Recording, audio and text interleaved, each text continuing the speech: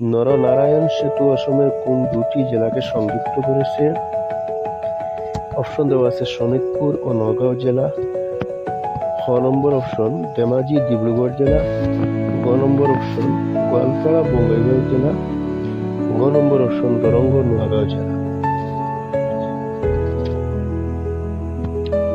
এখানে অপশন হবে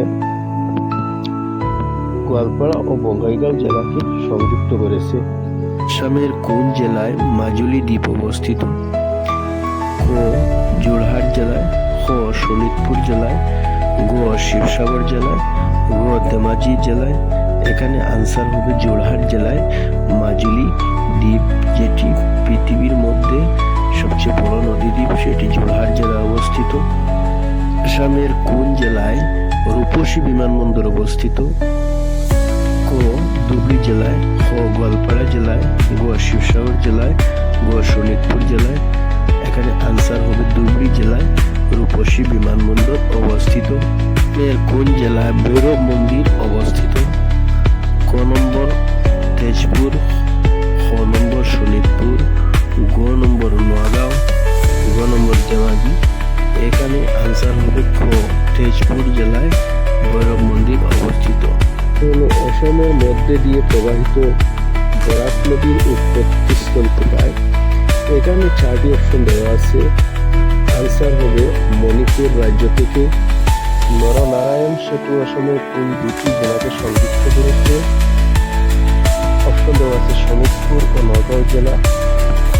ছ নম্বর অপশন ধেমাজি ডিব্রুগড় জেলা। গ নম্বর অপশন গোয়ালপাড়া বঙ্গাইগাঁও জেলা। গ নম্বর অপশন দরঙ্গ নোয়াগাঁও জেলা। এখানে অপশন হবে গোয়ালপাড়া ও বঙ্গাইগাঁও জেলাকে সংযুক্ত করেছে। আসামের কোন জেলায় মোহনবাড়ী বিমানবন্দর অবস্থিত? ক ডিব্রুগড়। খ তেজপুর। গ শিবসাগর। গ ধেমাজি। এখানে আনসার হবে ডিব্রুগড় জেলা। অসমের মধ্যে দিয়ে প্রবাহিত বরাক নদীর উৎপত্তিস্থল কোথায়? এখানে 4টি অপশন দেওয়া আছে। আনসার হবে মণিপুর রাজ্য থেকে। নরনারায়ণ সেতু অসমের কোন দুটি জেলাকে সংযুক্ত করেছে? অপশন দেওয়া আছে শোণিতপুর ও নগাঁও জেলা। খ নম্বর অপশন ধেমাজি ডিব্রুগড় জেলা। গ নম্বর অপশন গোয়ালপাড়া বঙ্গাইগাঁও জেলা। গ নম্বর অপশন দরঙ্গ নোয়াগাঁও জেলা। এখানে অপশন হবে গোয়ালপাড়া ও বঙ্গাইগাঁও জেলাকে সংযুক্ত করেছে।